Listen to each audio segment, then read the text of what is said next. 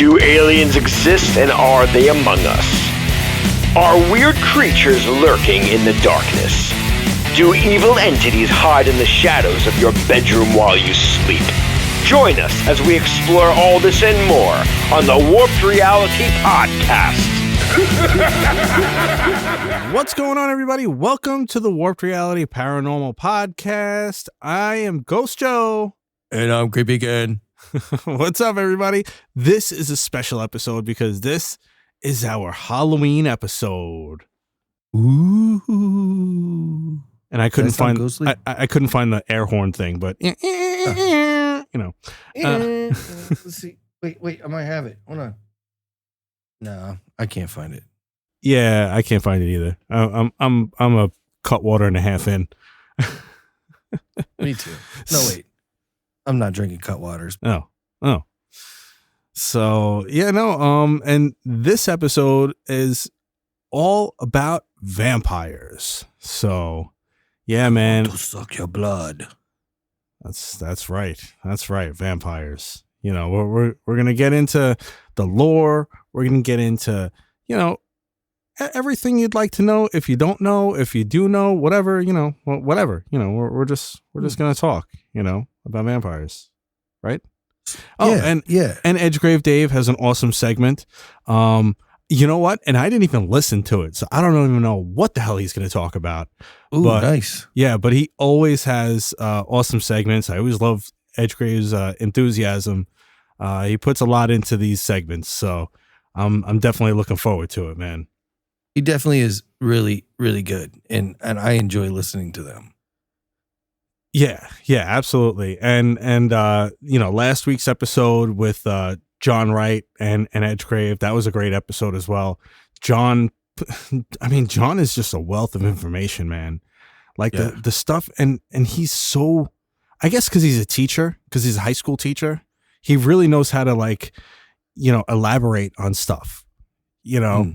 And to me, it's like, you know, when you hear about it, like, without listening to his segments, you're like, oh, this might be boring, you know, but the way he tells it, it's not boring. You know, he does a great job of really telling his points of things and going into all the details and stuff and really making it interesting, you know? So yeah, I always love his segments. Yeah, they're good. Yeah, absolutely. Right? Yeah. I have a little review, man. Okay. Can I do a little review? Of course. So what do you think about Dana and Greg Newkirk? You know them? Who are they? You don't know the Newkirks? No. Okay. So they're paranormal investigators. Okay. They're married, of course. Good. You know, she's a witch, and okay. he's not. He's more on the religious side. You know what I mean? So they're kind of a odd couple. Okay. But you should get down with some of their stuff. So they had a series, I think it's free on YouTube, called Hellier. And it's really interesting. And then I just watched their latest one called The Unbinding. And it takes place in kind of in New York, the Catskill Mountains. Oh, yeah. And it's about the Catskills crone. Have you ever heard of the Catskills crone? I have not, sir. It's pretty cool little story. So nice. I watched that, and here's so I get these vibes from the Newkirks. I really like them. They remind me of a modern day version of Ed and Lorraine Warren. Cool. Which is very interesting to me. Except for Greg is a little, I don't know. I like them both very much, but you know, Greg's nails are kind of like pretty, and you know, it kind of creeps me out. I don't like that so much. But I'm not saying he paints them or anything, man. I'm just saying he's right. He's a little he's put together little, for me, sure. for a guy, you know. You know, I think the term back in the 2000s was metrosexual. Yeah, I could. Yeah, I could. Yeah, it's like, you know, like a little, you know, a little both ways. You know, a little Yeah, you know what? We're gonna get into trouble with this one too. Yeah, if we keep elaborating on this, but so they're really, I get what you're saying. Yeah, they're really cool though. They've got good stuff. They do have this dude on that's usually on their investigations with them. They bring in. I have no clue why. His name is Tyler something or other. I can't stand him. I can't stand that dude. Like they could cut him out and I'd be okay. You don't like Tyler? Yeah, no, I don't like Tyler. He's I want to say bad words. He's a goof. I almost let it slip there. But I know what word you were gonna say too. That's crazy. I know exactly what word you were gonna say. Yeah, see, I should have been a New Yorker, man, because I got that New York thing on. You know what I mean? But, absolutely. And you love chopped cheese. Man, I do. I heard somebody order that today, and I was like, chopped cheese. I'm like, no, I'm still gonna get my egg whites and spinach. See, bro, I told chopped cheese, man. Chopped cheese. Man. Yeah, I thought it was a myth. I didn't know. Yeah, so you need to check out Dana and Greg Newkirk in all their investigations. They have a traveling paranormal museum. Oh, that's cool. They go around with, yeah, and I think they're from Ohio. I think they're from like Cincinnati, but they've got some cool stuff, man. They've got some cool stuff. That's very cool. That's awesome. Yeah. I mean, we actually also, just for people to know, we have a lot of interviews that are kind of sort of, lined up right now too. So I'm looking forward to some of these interviews that we're going to have coming up. It's going to be very, very fun. I thought you were going to tell everybody we have a traveling museum too. And I was like, okay, where are we going with this, man? Cool. What do we got? I wish. What do we got, Joe? The Warped Reality Traveling Museum.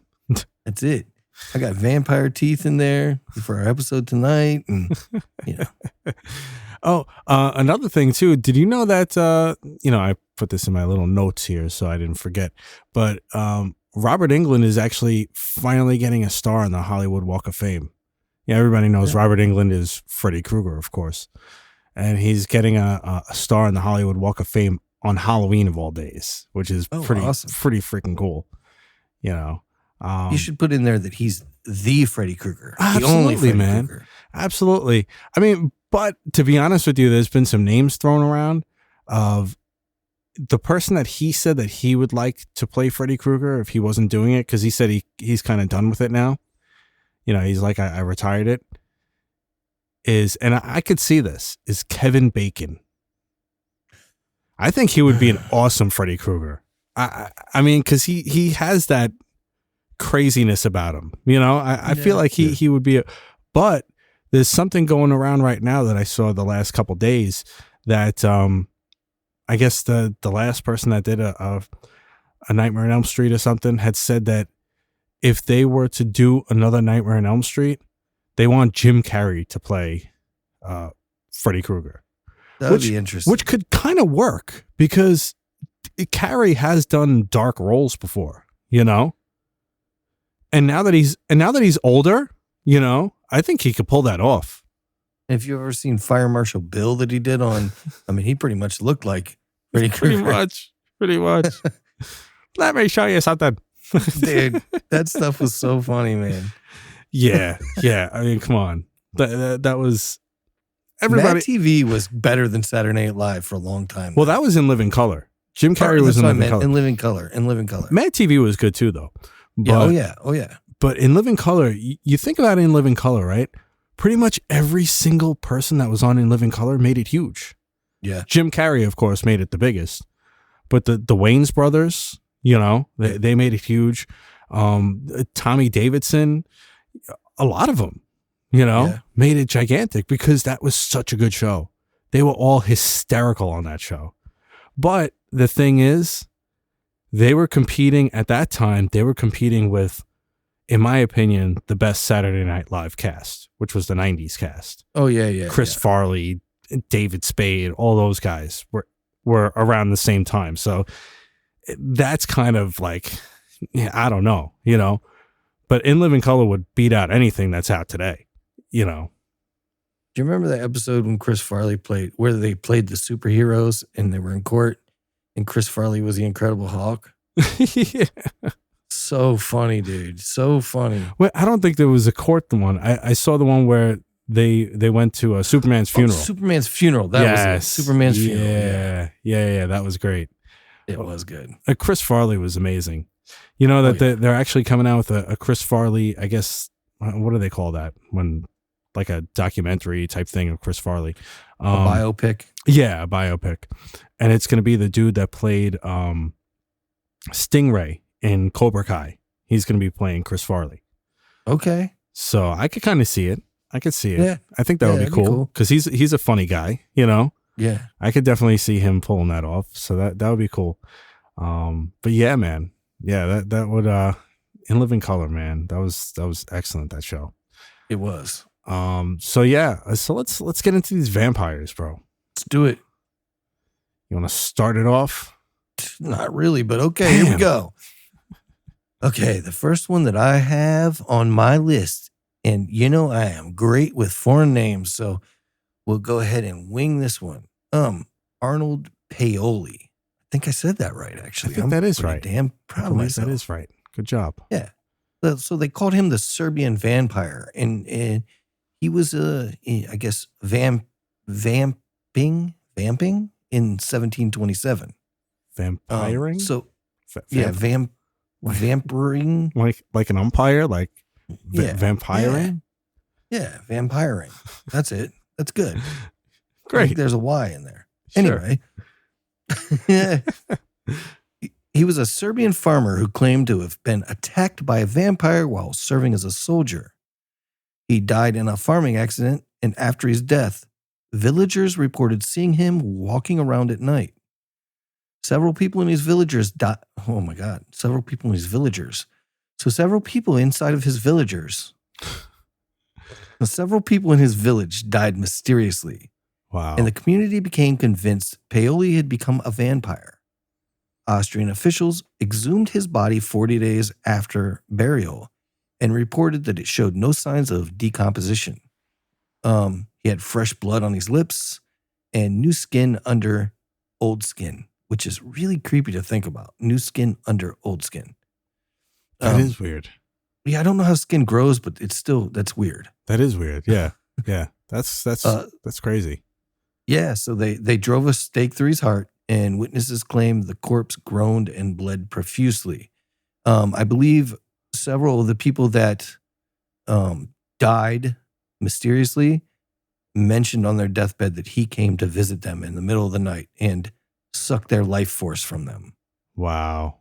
Pretty interesting. Well, wasn't there another guy? What is that? Petar Lakahovic? It was it's the same type of thing, right? Yep. Yeah, and actually it was the same time also, 1725 in Serbia. Yeah. And 9 others died. He was one of the 10, I guess. So Serbia is where the term vampire was coined. It's a Serbian word, and it was originally spelled with a Y, I believe, instead of an I. So that's another interesting little thing. Very interesting. That's crazy. And did you know that? I mean, I'm probably getting ahead of myself here because it's probably in some of the other people that we're going to be talking about. But it's crazy in the fact that they used to, in the height of all this vampire stuff that was going on, that the people that they thought might have been vampires, they would bury them and put bricks in their mouth. Yeah. Yeah. Or rocks. Like, Jesus. You know, like, wow. Like, I mean, this was a serious thing, man. This was like as serious as like the witch trials and the werewolf trials that we were talking about. You know, like people really, really believe this stuff. Although, how do you put a dead guy on trial? So they just put bricks in his mouth. That's nuts, man. No, it's bricks. Oh. They didn't put nuts in his mouth?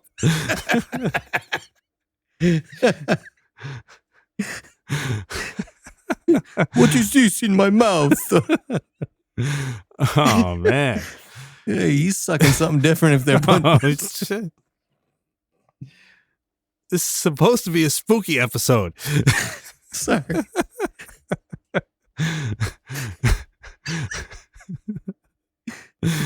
All right. I had to keep going with that. I mean, listen, that worked. It worked. Hey. So it was coined in Serbia, right? The vampire name. Vampire lore is pretty much all around the world, though, right? It is. Even here in America. But now, when did like the Romania vampirism start? I mean, was that like a thing, or was that just because of Vlad? Like that they kind of just associated vampires with Vlad, Vlad the Impaler and stuff that was in Romania, Transylvania, or whatever. From everything that I've looked up, it was Vlad, and Vlad really is. Vlad was an asshole. He was, and he's kind of the. If you're gonna think of one single vampire story, one single thing, it's Vlad the Impaler. Vlad the Impaler is what Dracula, the book, was based on. Absolutely. So, do you know what Dracula means? I do not, sir. Enlighten me. It means son of the dragon. That's cool. Yeah, it is. That's very cool. And it was written by Bram Stoker, if I'm not mistaken. Yeah. I actually got to in season 2, episode 8, I believe. It was the Halloween episode of season 2 in 2021 of this podcast that I interviewed Shauna Stoker, who's a distant relative of Bram Stoker, actually. And she's a witch, and she does tarot cards and stuff like that. And that was a very cool interview. Yeah, for sure. Vlad the Impaler, or Impaler. Geez, I try to get fancy there. The Impaler. That was fancy. He's a car. Vlad the Chevy Impaler. Right. He's he used to take his victims' heads and stick them on stakes, right? And put them out there, and he used to actually eat people, I believe. Well, that's what the rumors were anyway. That's crazy. I mean, the whole head on the stake thing, I'm okay with, but the eating part, that's a little weird. Well, they used to say he used to dip bread in their blood. Oh, after they died, and eat it, and yeah, man, people are messed up. Yeah, I'd say so. I think that goes beyond messed up. Let's talk about the understanding this post-mortem phenomenon, right? So a lot of people thought that people could be vampires because, bodies in the early stages of decomposition, they often appeared bloated and, discolored, and they took on this sort of reddish hue. And when people would dig them up, they were like, oh, this person is still alive, or, sometimes the hair would still grow, and people's, the nails would still grow, and people would associate that as them still being alive or them being vampires, Really, it's a pretty normal thing to happen, I believe. Yeah. I mean, I guess it's a normal thing of, decomposition, or just, I guess the body still ages, I guess, for a little while, before it decomposes, I guess. Yeah. But, and then let's talk about some of these powers that the vampires pretty much were said to have had, right? So one of my favorites, and I'd really like to do a whole episode on this. It may not be paranormal in per se, but I've always been interested in hypnosis, right? I think it's fascinating. And like the cool ones? What's that? Like the cool ones. What do you mean? You said hypnosis. Oh no, not hypnosis. Hypnosis. Like mind control, man. Like mind control. I thought you were talking about really cool noses. No. I'm like, I like those too. Those are cool, man. The ones with the hair in them freak me out a little bit, but hypnosis are cool. Oh boy. Yeah. This is ain't no Cutwaters in me, bro. No, I see that. No, but in a lot of the movies and a lot of the stuff, people had said that vampires have like this, are able to control people, mind control and hypnosis. I mean, we see it in all the movies and stuff that have been around. Let me ask you, what's your favorite vampire movie? Would you say? Ooh, favorite vampire movie. I haven't seen a whole lot of them, but the ones that I've seen, I've really liked some of the ones that I've seen. There's some cool ones out there. I'd have to say one of my favorite vampire movies is the good old why can't I think right now? The one with the Charlie kid. What the hell was that movie called? Back in our day. Back in our day, Sonny. What, Interview? Interview with the Vampire? No. That movie was too metrosexual. Yeah, it was. Oh, so you didn't like Twilight? You didn't like Twilight then? No, listen, now that's different. That's different. That's like, a different kind of vampire. I had to jump in there on Twilight because the werewolves were too cool, and my wife really liked it at the time. And I'm like, all right, I'm gonna go. She liked Edward. Was that his name? I guess. I never seen it. See, like they were not good, but like.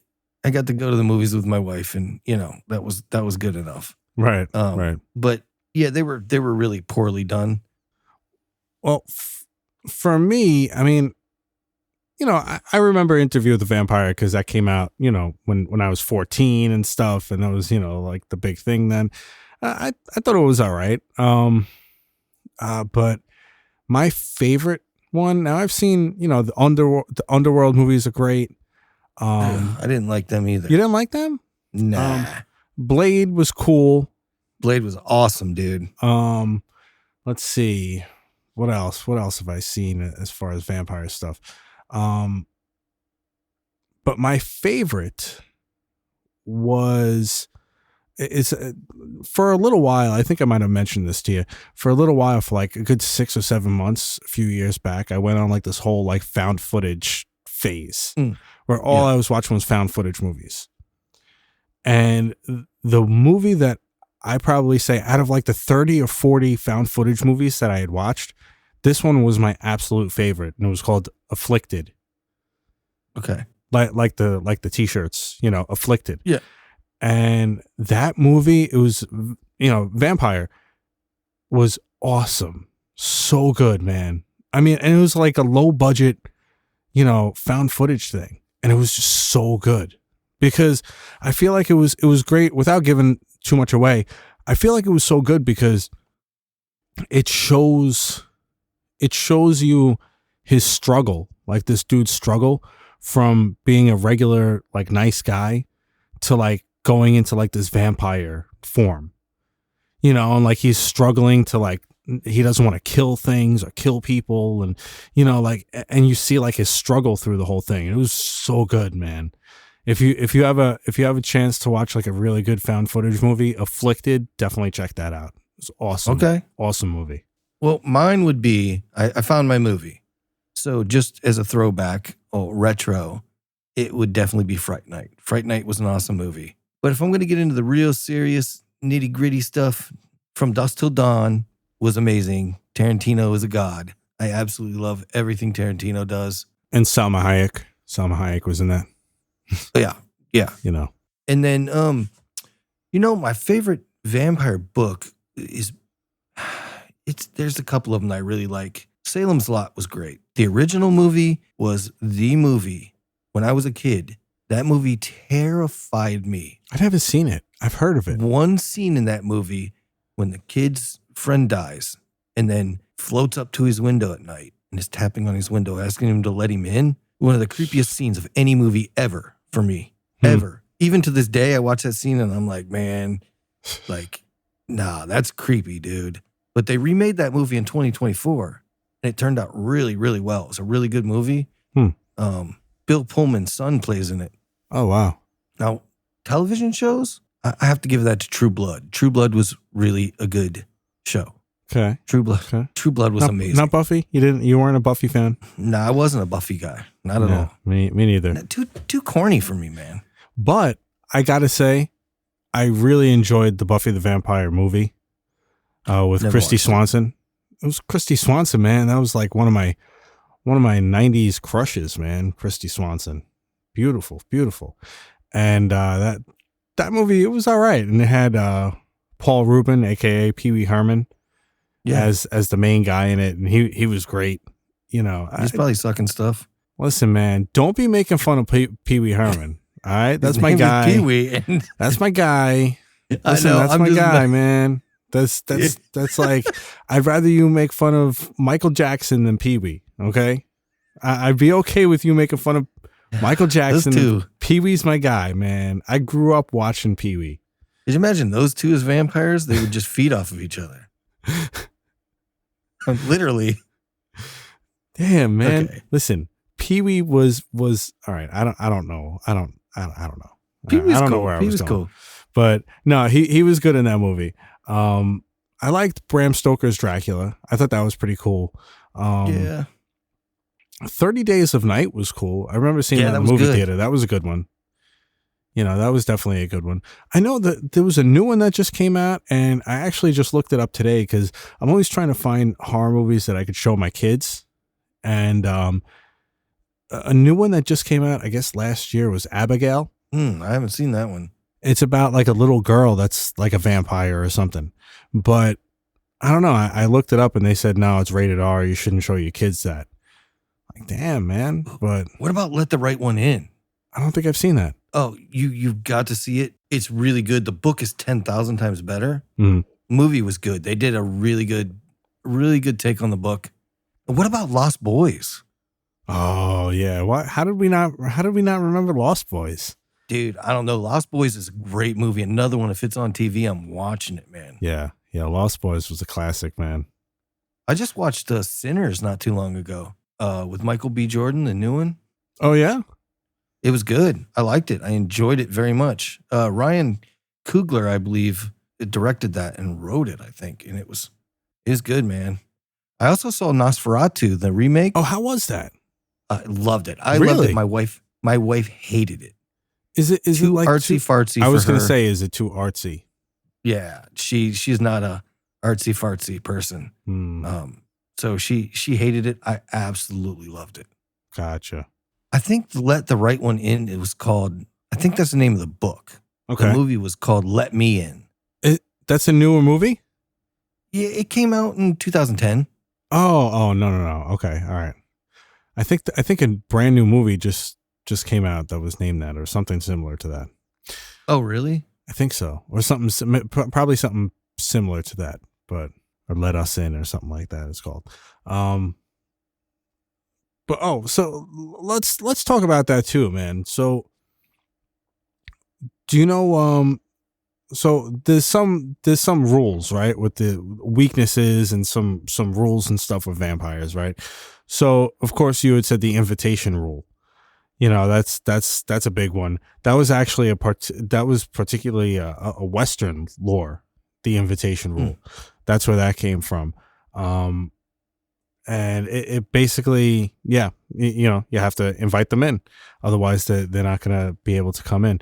But now did you know that I believe it was Chinese lore, Chinese and a different country lore, that if a vampire is chasing after you, they have this counting compulsion that in Chinese lore, that if they were to throw rice down, that the vampire would have to stand there and count every grain of rice that was thrown down. So that's interesting because I like how some of these cross over, these legends and myths, and I'd like to see the year on that and everything, because I have a new TikTok video that may be coming out, and it's pretty cool because it takes place here in South Carolina. Nice. And it's about the boo hag.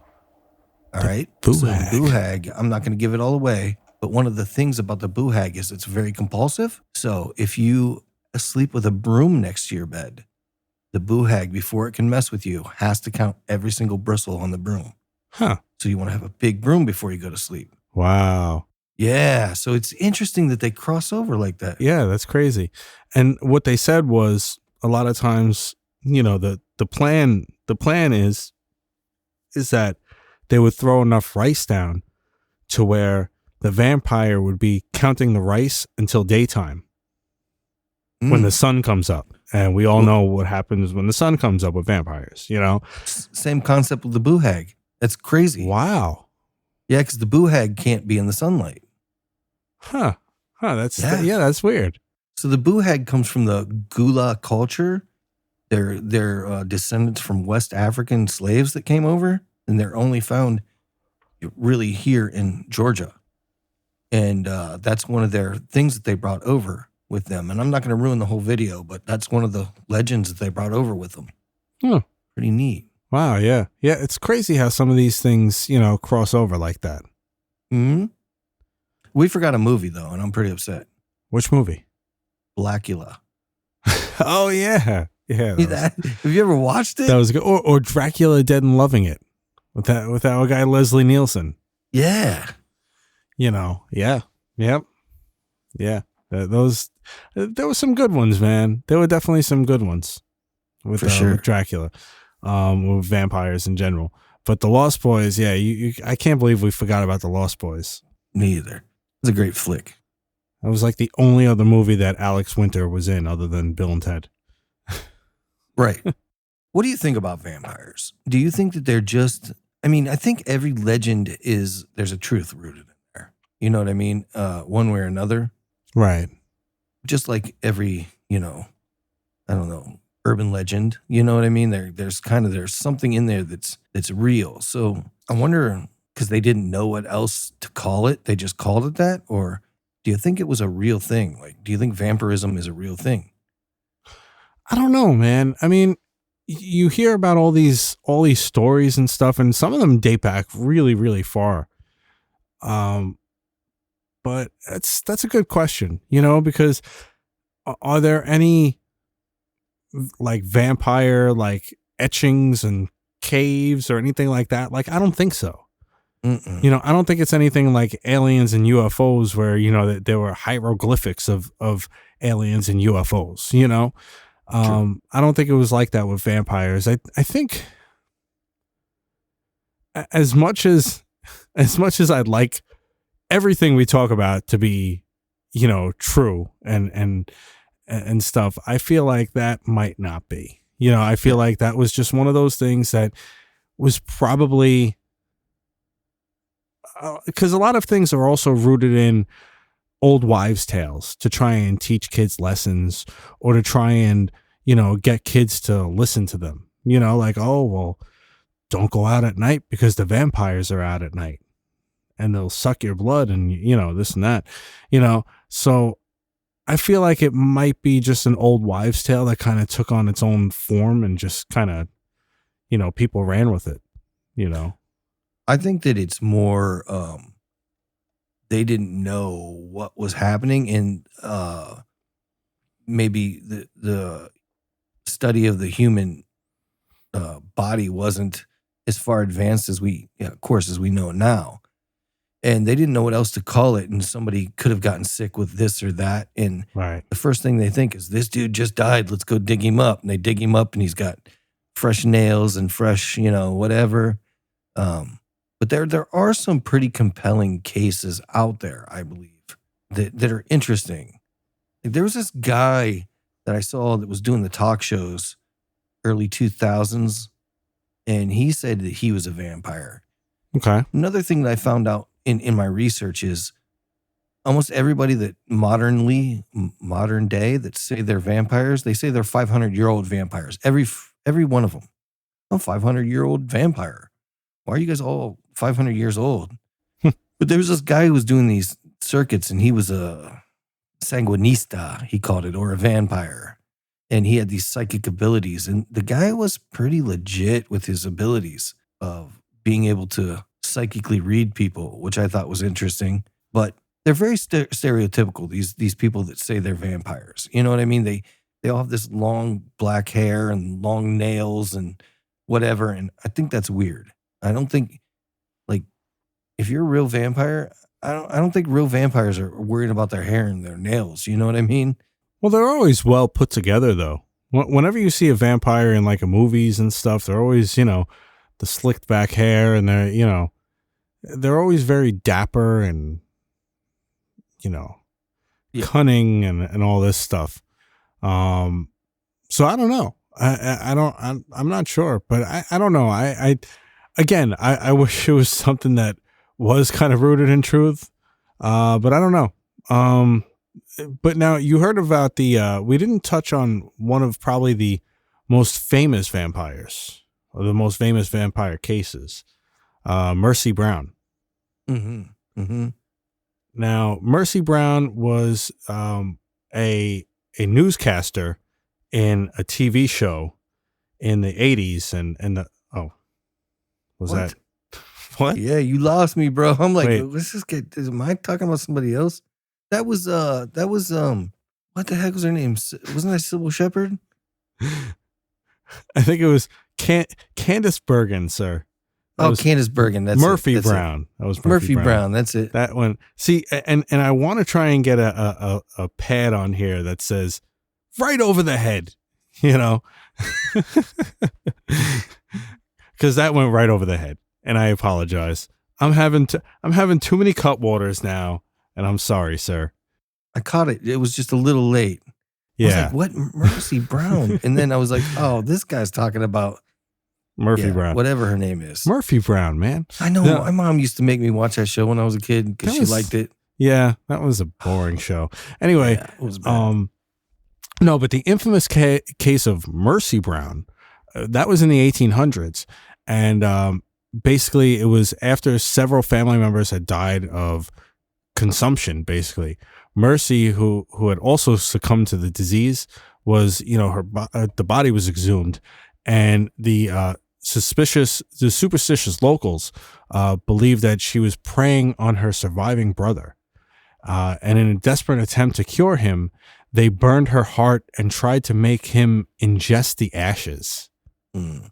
Like, what was going on back then, man? Like, I mean, like, did they have nothing to do? Like, what was going? Like, did they not have Game Boys and I know, and computers and stuff to play with? Like, what was going on that they were making people eat ashes, ingest ashes, mind you?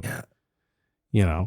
But a lot of times when they would exhume the bodies and stuff, or people that had died from the plague or tuberculosis, obviously those people were decomposed in different ways, Mm-hmm. so they would automatically assume, it must have been a vampire, kind of like the same whole thing with the witch trials, they didn't understand it.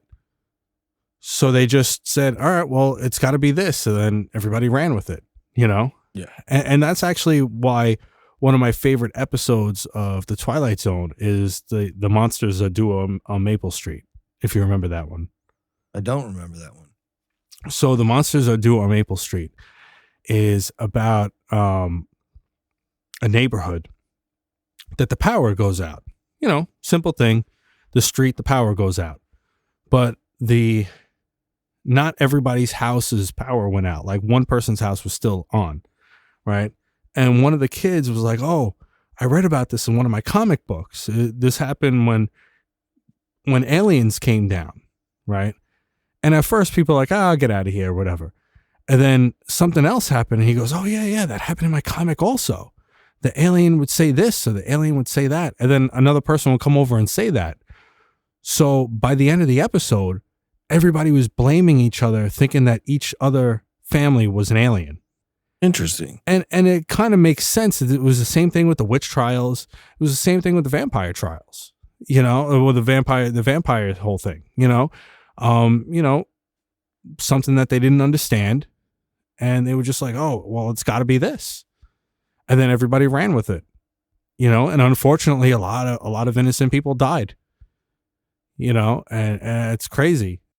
Mercy Brown had a very advanced, rapid form of tuberculosis, right? Called galloping tuberculosis, which I guess it was very, very sudden that it took place.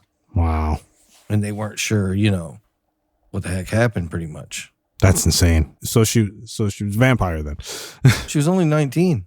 Wow. That's sad, dude. Yeah. Yeah, absolutely. Yeah. That's crazy. That's crazy.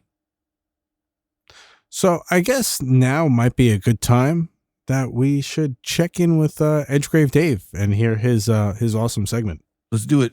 All right, let's go, Edgegrave.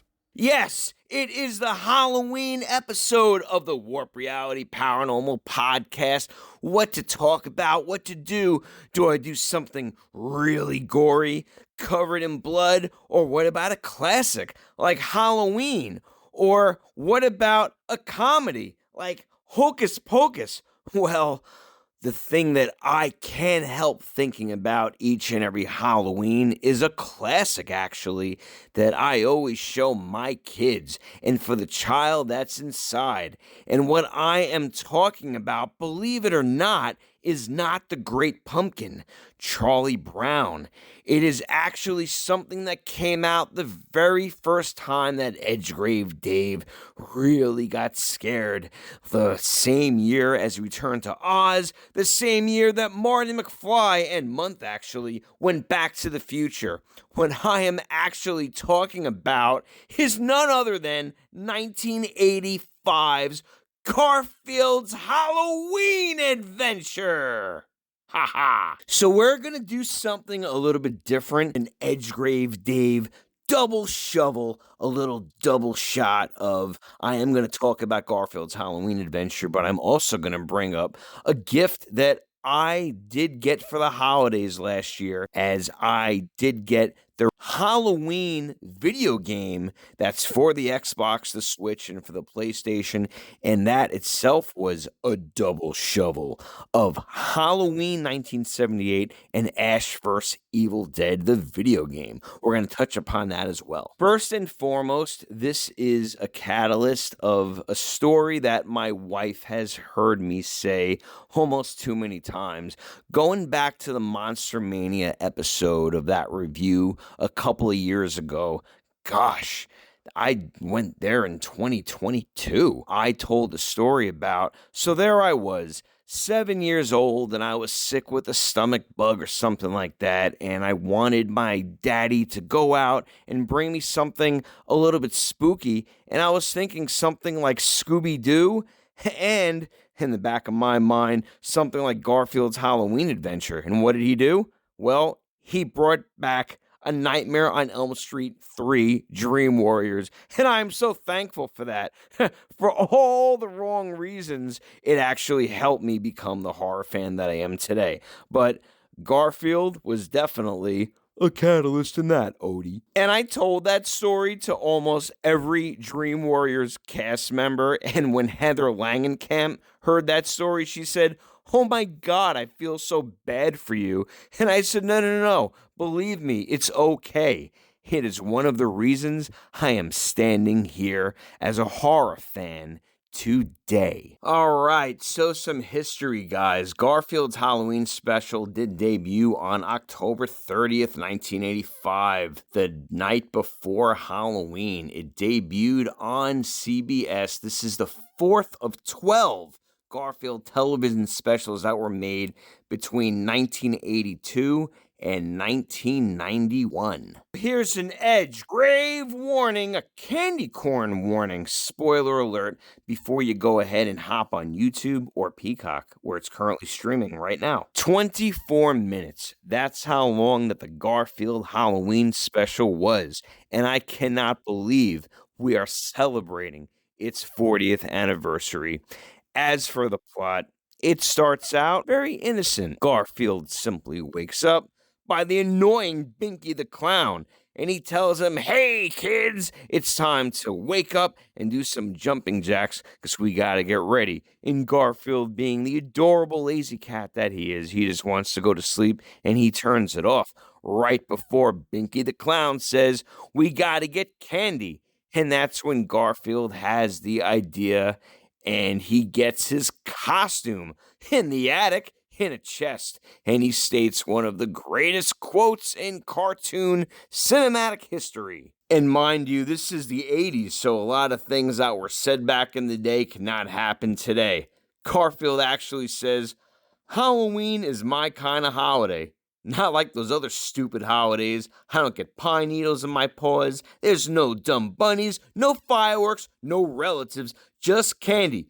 Boom, you go out, you get candy. It's as simple as that. And the amount of times that he says, candy, candy, candy, candy, candy, and the whole little song and dance that he does trying to find his costume, he actually uses the word hobo. I didn't know that they could say that in the cartoon. When Garfield finally gets his costume ready, he decides that they're going to be pirates. And he asks Odie, hey buddy, you know what Halloween night is? Well, if you take that stupid pumpkin off your head, I'll tell you. That's the night when dogs have to help cats go out and get candy. That's right. And if the dog does a good job, he gets a whole piece of candy of his very own. I mean, he gets a whole sack of candy. And Odie gets a sack of candy and he gets one piece. That's really nice, Garfield. It's great how they're running around and there's all these kids that are dressed up. And Odie's really scared, and he tells them that there's nothing to worry about until they start picking up masks off the kids, and one of them is a ghost that has no feet on the ground.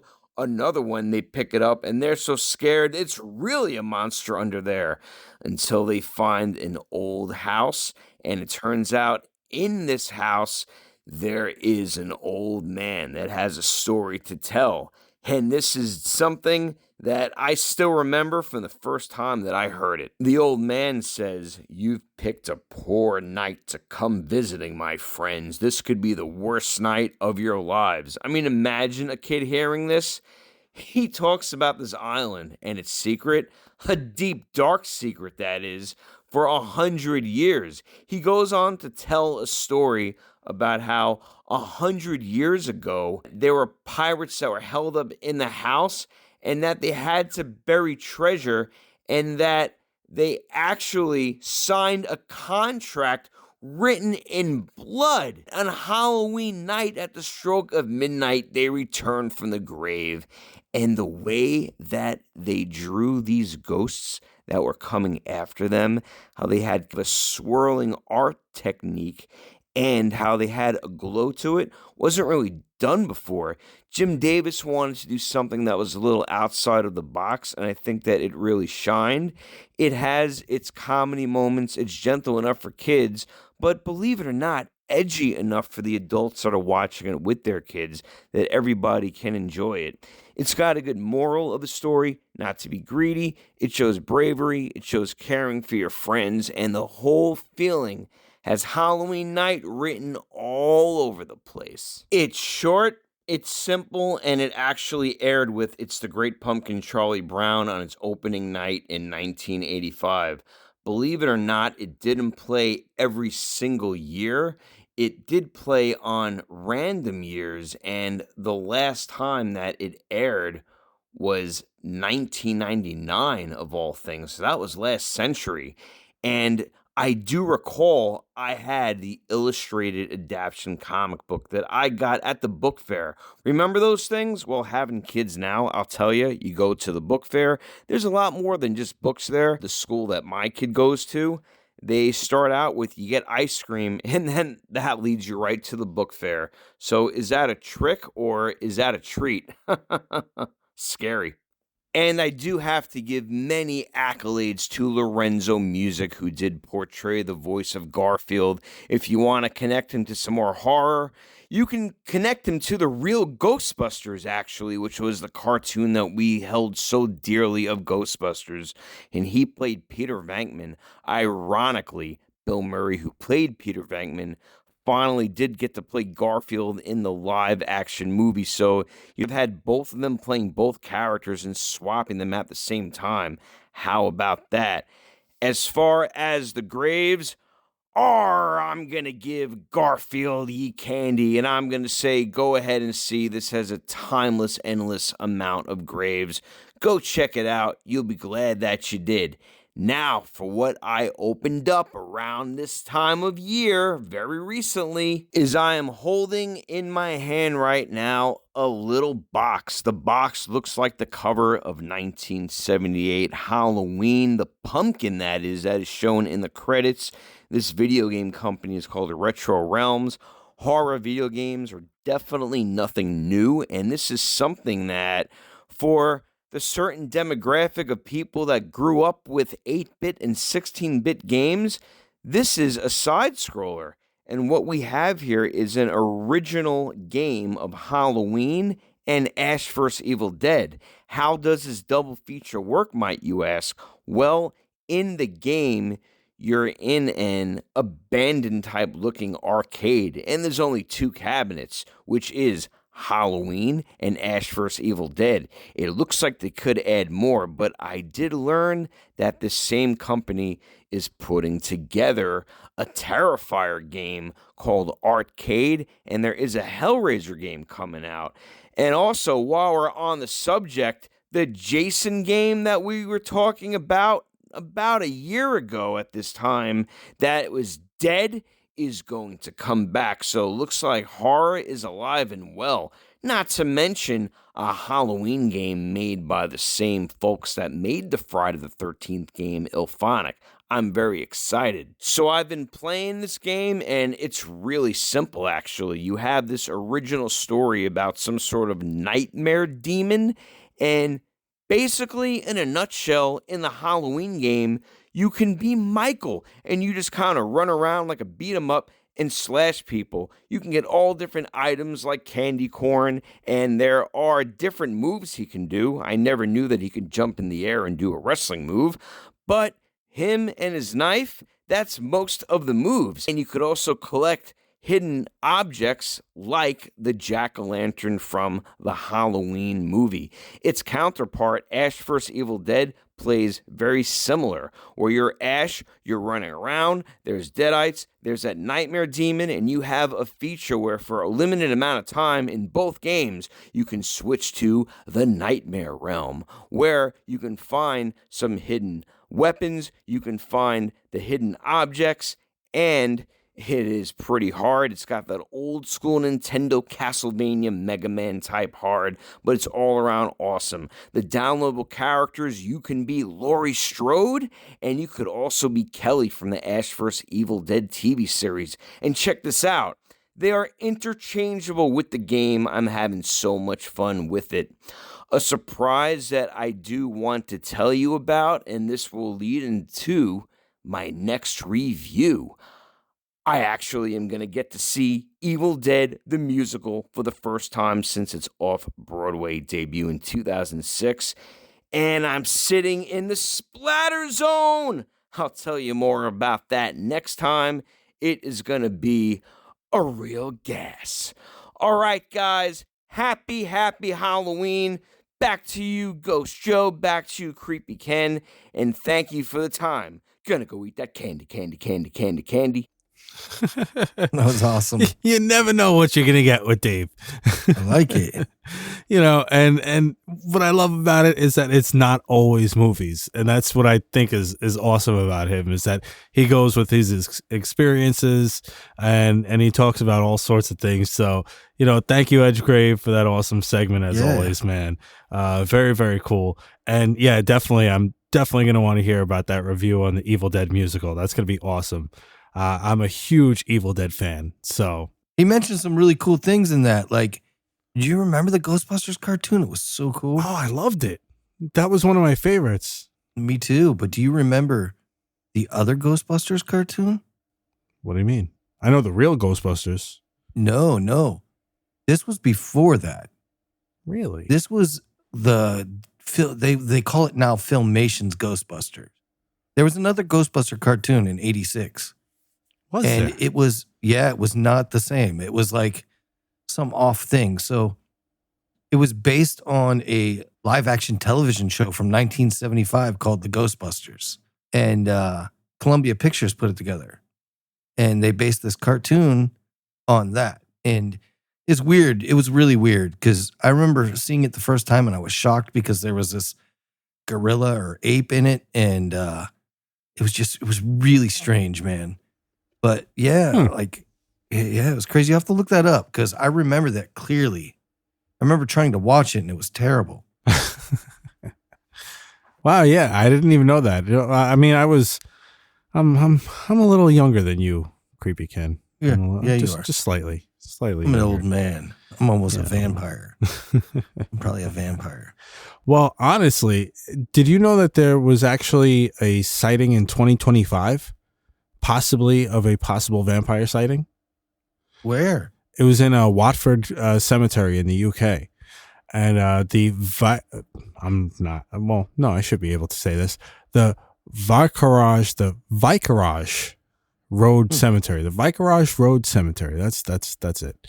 And there were reports of a pale, tall figure seen wandering at night in the cemetery. And witnesses described blurred or distorted photos, so the photos would not come out whenever they would take a picture of it. Reoccurring dreams featuring the same man, time lapses and memory gaps, and paranormal investigators consider it one of the most compelling modern cases. You know, I think that could also go kind of with an alien sighting too, though. You know, because that kind of sounds a lot like an alien sighting to me too. I think I could fight a vampire and win. You think so? Well, if it's like Edward Cullen, I won't beat that dude's ass. But it depends. It depends on the vampire. That's true. If it was Blade, I mean, I don't know, man. Blade was pretty badass. Yeah, I ain't fighting Blade. I'm not fighting Wesley Snipes, man. I ain't messing with that dude. Yeah, he might not pay your taxes for you.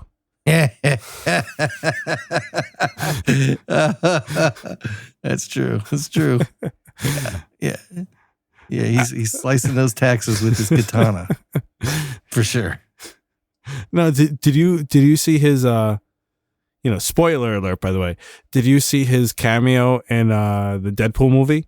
Absolutely. That was freaking amazing, man. And it was awesome. Now, mind you, I'm not a superhero movie guy. Like, I've only seen maybe 5 superhero movies in my life. I've never seen more than I've seen like Iron Man 1 and 2. I've never seen any others. I've never seen any of the Thor movies. You know, like I haven't seen a lot of them, but I just recently watched all of the Deadpool movies, which were freaking amazing. Yeah, they're amazing. Because Ryan Reynolds, I mean, he's a Canadian treasure, sir. Ryan Reynolds is hysterical. He's awesome. So yeah, he was great in the Deadpool movies. And I actually just recently, probably like 6 months ago, I watched all 3 of the Avengers movies, because I'm like, well, I'm never going to watch all these other freaking movies. So let me just start with the Avengers. And I just watched the 3 Avengers movies, and they were amazing. I'm not going to lie. They're definitely very cool. And, I mean, Iron Man, Tony Stark, Robert Downey Jr. was freaking amazing. So, but yeah, no, I mean, Blade is badass. I think I had seen, how many Blades are there? 3, right? 3 or 4. Yeah. And then there's a TV show. Oh, I don't think I ever saw the TV show. Yeah, it's out like kind of now. They might have canceled it now. I'm not sure, but it's out just not. They actually made a joke about it in the Deadpool movie. Yeah, they made a joke about it. It was pretty good. You want to hear my Deadpool story? Sure. I know you do, because so I've been having all these recruiters and headhunters after me recently. Okay. And I had one call me yesterday, and he was an Indian fella. And he says, Kenneth, this Wade Wilson here. And I'm like, what? I go, Wade Wilson? And he goes, yes. And I go, hold on a second here. I said, be honest with me now. Is Wade Wilson your real name? I said, or is it just a cool name because it's Deadpool's name? And he started laughing. He goes, it's just a cool name. That's what I thought, man. Because there's no way, dude, your name is Wade Wilson. And come on, man. They just pick cool names, Right. I was like, what in the heck, man? I got a good laugh out of it. Anyway, that was my Deadpool story. Nice. Like how I like that. together. That was a good one. Yeah. That was a good one. Yeah, that's funny too. Like, yeah, my name is John Smith. Like, your name is not John Smith, bro. Yeah. Like, cut it out. No dude. way. Cut it out. Stop. You Right. know, just come on. Especially like a lot of times I'll be like, listen, I'm from New York, bro. Just stop. I could see how, I could spot liars from a mile away. Just cut it out. Yeah. Yeah, your name is Wade Wilson as much as my name is Guchapu and Buta. Yeah, that's me. Anyway, it's just silly. But yeah, no, man. Vampires. So yeah, well, that's what this show is about. All right, I got one. What about the 1996 Vampire Clan, man? Remember that? No. Is this a thing where vampires were on like the Jenny Jones show and stuff? I remember all that kind of stuff going on in the 90s. Where like these fake ass vampires would be on there. Oh, I like to drink people's blood. Like, dude, cut it out. You know. Now it's a group of kids. So Rod Farrell, Howard Scott Anderson, Dana Cooper, Charity something or other. And they killed this girl, Heather Wendorf's parents. They beat her to death. But they were supposedly a vampire clan in Florida. They shared interest in vampirism and the occult. And it had something to do with role-playing games. And it turned into like this reality thing. I just remember it because I remember thinking how dumb these kids were when I was like, I mean, they were like right around the same age as me at the time. And I'm like, these kids are idiots, man. Like, but they I guess they were drinking blood and doing all kinds of weird stuff. And I just always found that fascinating. But I just looked it up and dude's still in prison. So, that's crazy. Have you heard of the vampire of Croglan Grange? Croglan Grange. Yeah. I have not.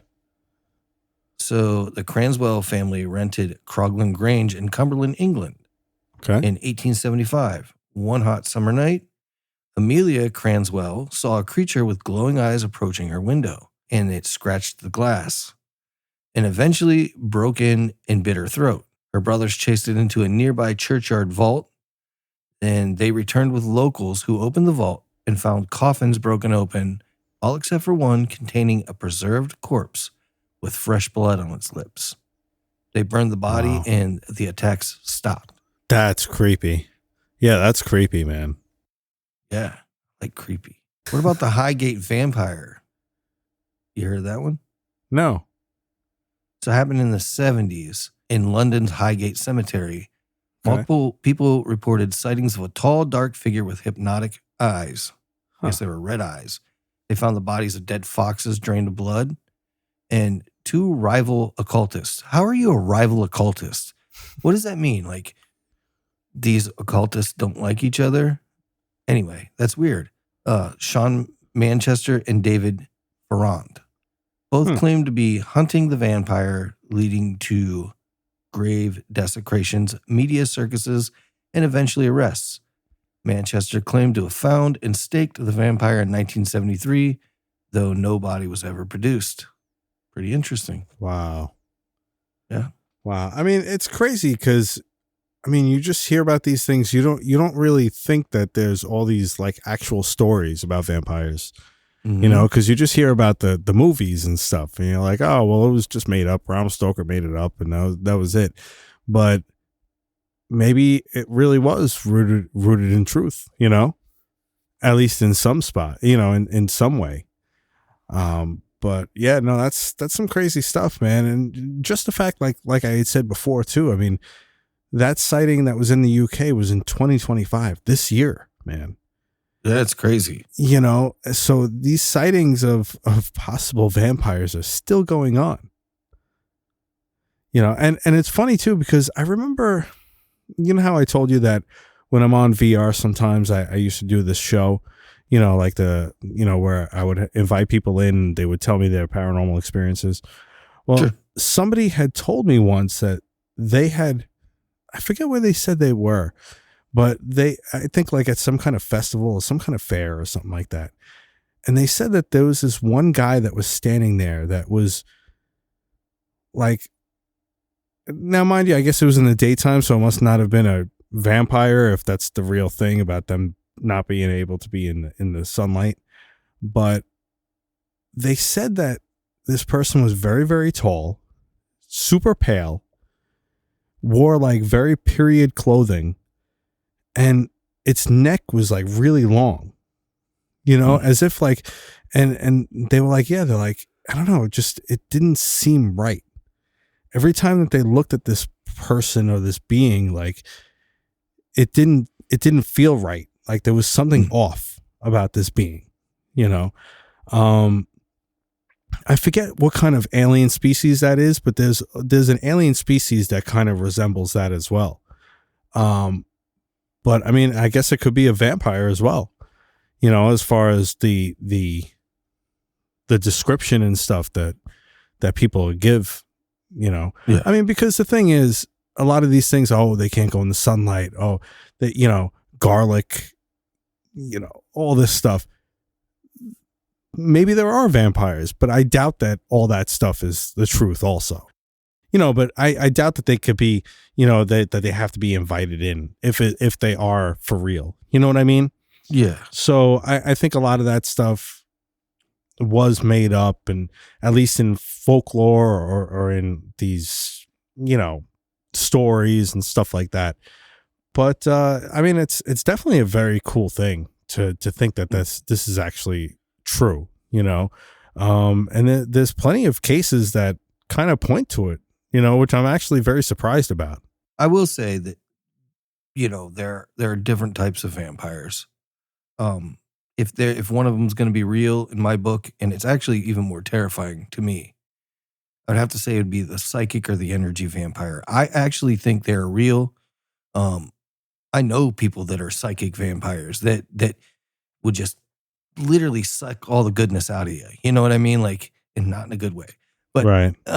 you know what I mean? Like they just know how to just beat you down, man, mentally and physically and psychically, you know, like, I truly believe that there are such things as psychic vampires. And I don't even Right. think a lot of those people know that they are that. But there are people that I have met in my life that are in my life that I'm like, man, I mean, can you find a new way to bring me down? You know what I mean? Can you find a new way to suck my energy out of me and leave me feeling like I have no hope, you know? There are people like that, man. And I mean, I don't know if psychic vampire is a proper term for it. I just know Right. that's a type of vampire, but there's something going on there, man. I really believe there's something going on with that. Yeah, I mean, I believe it because, you know, I think we've all probably run into somebody like that, you know, and that's the kind of person that you just kind of want to distance yourself from. You know what I mean? Like, it's just like, yeah, you know what? Like, I can't be around this person anymore, you know? But no, I totally agree with you. Have you ever watched What We Do in Shadows? No, I've heard about it, but I've never actually watched it. I'm very sheltered, sir. I'm very sheltered. I haven't seen a lot of stuff. Watch it. It's so good. It's so Really? funny. It's so funny. It's addicting. It's so funny. It's really a great show. Oh, by the way, Uh-oh.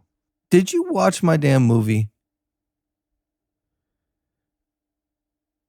You Most of didn't. it. Most of it, I did. Yes. Most of it. And then, That's not a good answer. Okay, so the night that we had done the last show, and we said, and you said that you were going to watch that movie, and I said I was going to watch that movie, I fell asleep halfway through, Mhm, and then when I mhm. woke up, I saw the ending of it. Yeah.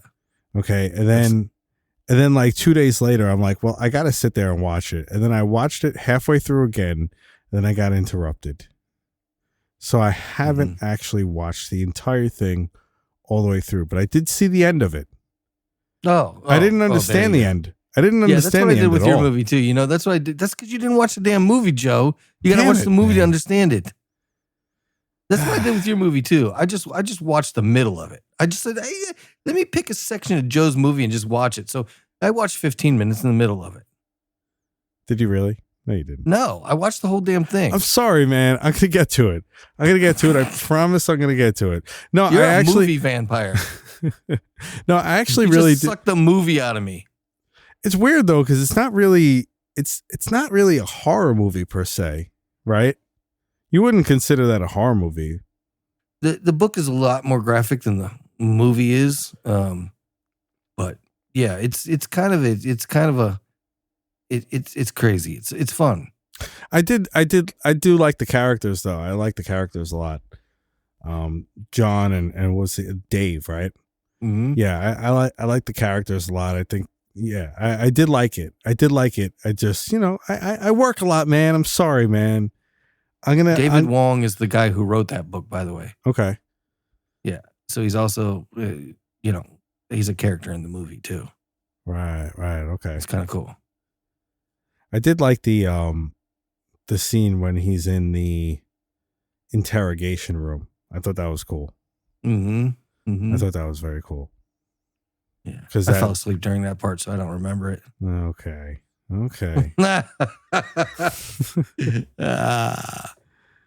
I'll get to it, man. I'm gonna get to it. No, okay. I really am.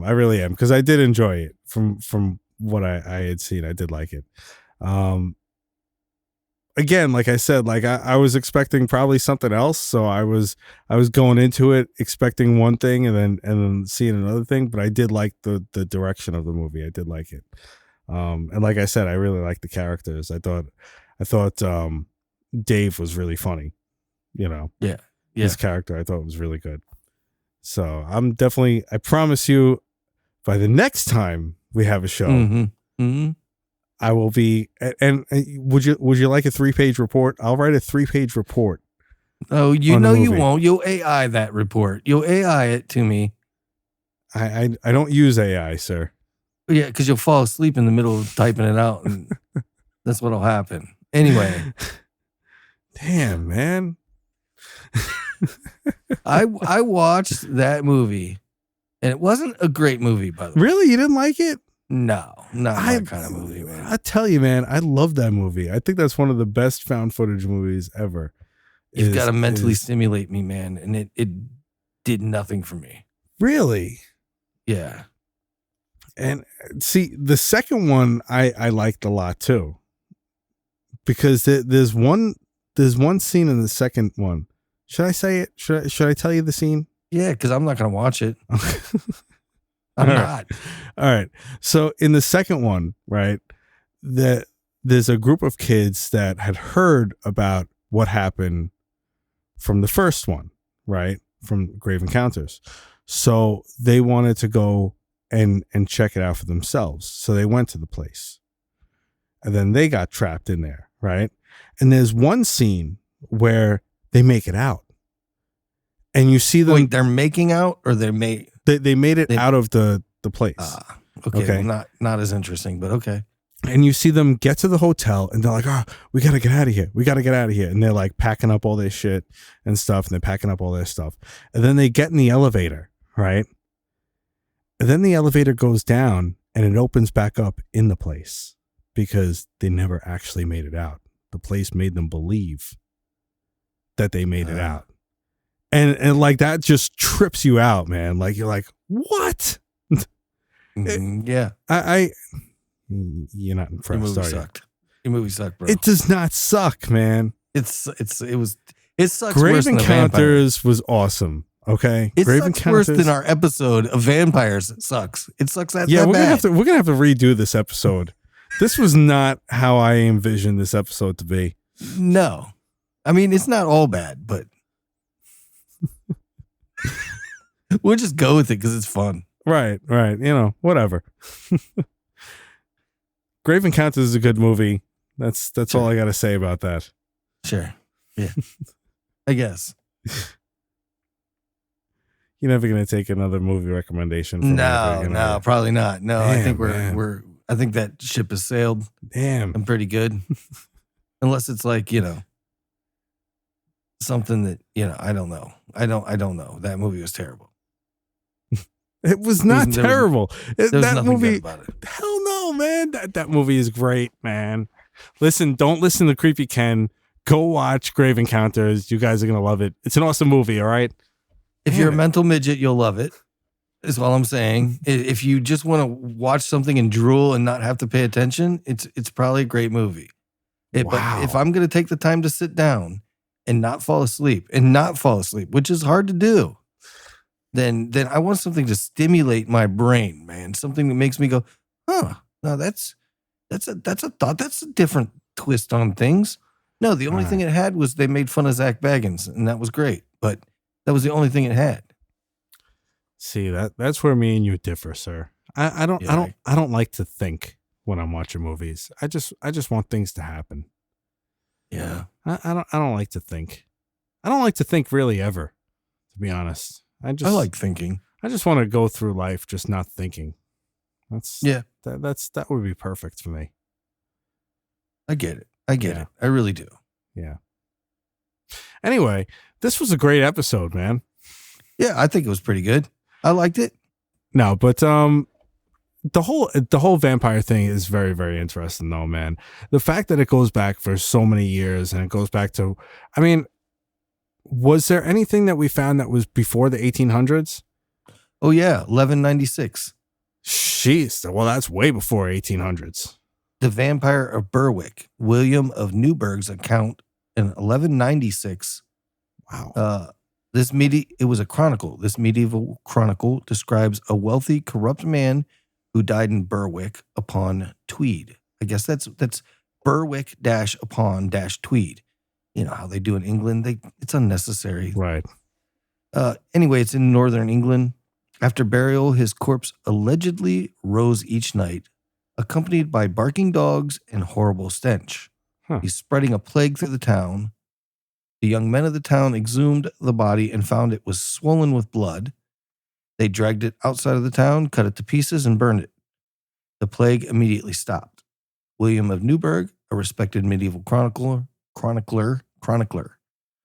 recorded this in several similar cases, calling these creatures sanguinea, or bloodsuckers. Wow. I thought it was sanguinistas, but no, I think that's something different.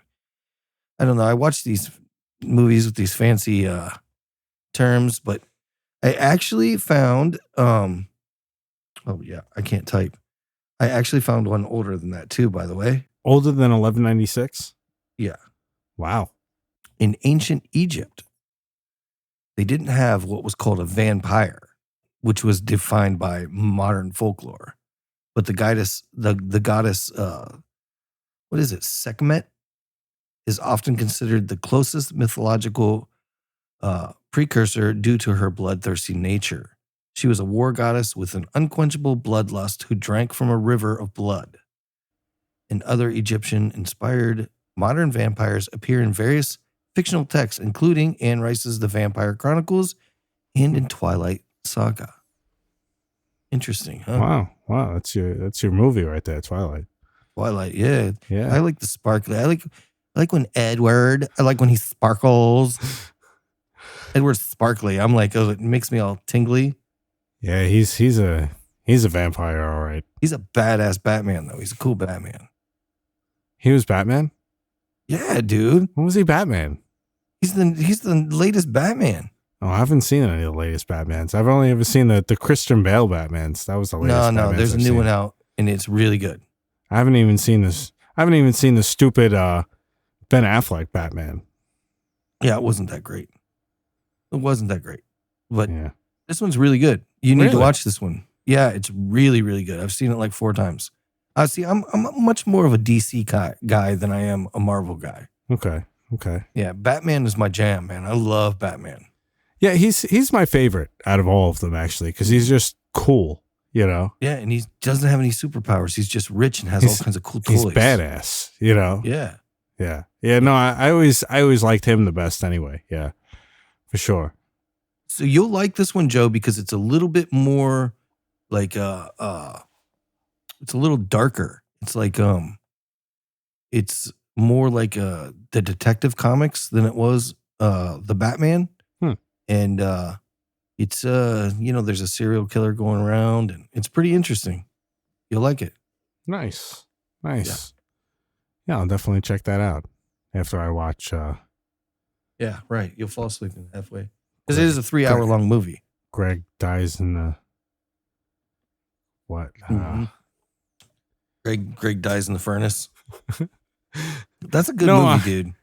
I know it's John dies in the end. I know John dies at the end. I know that's what it's called. Okay, and I will finish it. I promise you, I will. Yeah, because I did actually like the parts that I saw at the beginning and the end. I did like, so I'm sure I'll like the middle as well. You're gonna watch. You're gonna be so confused. You're gonna be so confused. No, I'm gonna have to watch it from the beginning. I mean, Yeah, you are. listen, no, I did like it. Paul Giamatti is awesome, so Yeah. you know he's really cool. And like I said, I really like the characters too, so I'm definitely gonna sit there and watch the whole thing when I know I won't fall asleep. You know, and, Second Tuesday of next week, right? Listen, man, I have a hard time watching movies. That's why I haven't seen many of them. I think you have a hard time watching good movies. See, that's terrible, man. That's terrible. It's not my movie watching habits. Jeez, what happened to this podcast? What happened? I don't know. I'm mad you didn't watch my movie. Man. Yeah. I hope. No, I don't hope that. I was gonna say I hope you get bit by a vampire tonight, but I don't hope that because that'd just be wrong. Then again, I mean, they do have some sort of superpowers. That'd be cool. You get sparkly. I'd like that. No, I don't want to be that kind of vampire. Oh, I want to be like a badass vampire like Blade. Well, Blade wasn't a vampire; he was half vampire, right? Yeah, he was a daywalker. Yeah. He was badass.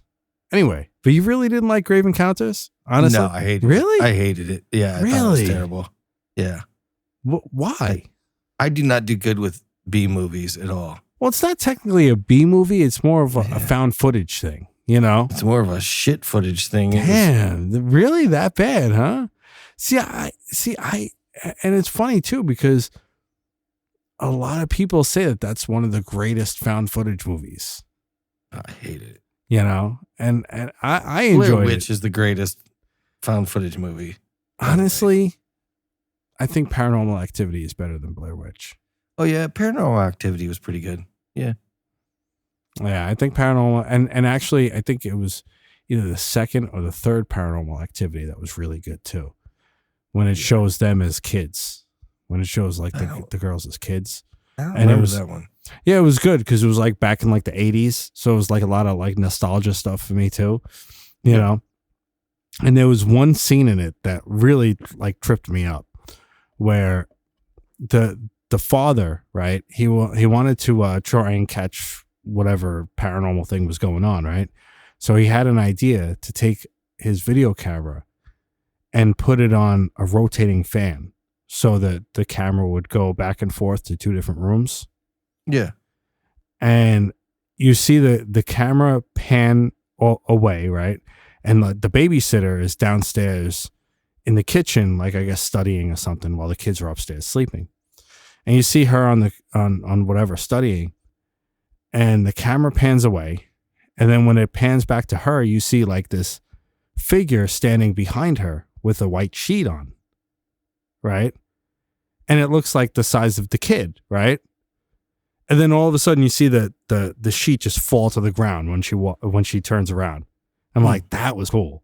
You know, like that. You have to check that one out. You know, I don't know if that was the second one or the third one, but it was the one where they were kids in the 80s. So if you look that up and see which one that is, because that one was a really, really good one. But yeah, no, and then they kind of went to garbage, you know, after a while. Yeah. All like the weird adaptations and stuff, Paranormal Activity, whatever, you know. But 1 through 4 was pretty good, I gotta say. But yeah, I think I've only seen one. Yeah, found footage really isn't my thing. Yeah, I got into it and I started watching a whole bunch of them. Like The Pyramid was really good. There's a couple like exorcism ones that are really good. Not exorcism ones, but like demonic possession ones that are really, really good. A couple that are like legit pretty scary too. Yeah. And you know, what was it? The Possession of Michael King was really good. That one was pretty cool because he had like a young daughter with him and he was trying to like, you know, contain what was going on with him because he didn't want anything to happen to his daughter and stuff. It was pretty cool. Yeah. There's some really good found footage stuff. You know, some of them are garbage, you know, but some of them were really good. Troll Hunter was another one that was different, you know, because it wasn't paranormal, but it was like gigantic trolls and shit. That was pretty interesting. And then the Bigfoot ones were good. Exists. I think there's one called Exists. Yeah, I think I heard of that before. Yeah, there's another Bigfoot one that's a found footage that's pretty good too. But so that's gonna do it for us, everybody. Thank you for joining us on the Halloween episode. Thank you to Edgegrave Dave for his awesome review as always. And yeah, man, thanks again. Happy Halloween to everybody. And yeah, I'm Ghost Joe. And I'm Kreepy Ken. And yeah, we'll see you next week. And by the way, next week's episode is an awesome one where me and Kreepy Ken had did a great interview with Preston Dennett, and you're not gonna want to miss that because he was an awesome guest. And yeah, definitely check that out next week. And check out all of our socials and warpedrealityparanormal.com. And we'll see you guys next week. Later. Peace. Thank you for listening to the Warped Reality Paranormal Podcast, and thank you to all of our guests and contributors that help make this show possible. For more information on the show, to listen to every episode, read paranormal news, or to submit your paranormal experience, check out warpedrealityparanormal.com. You could also email me at ghostjoeny@gmail.com.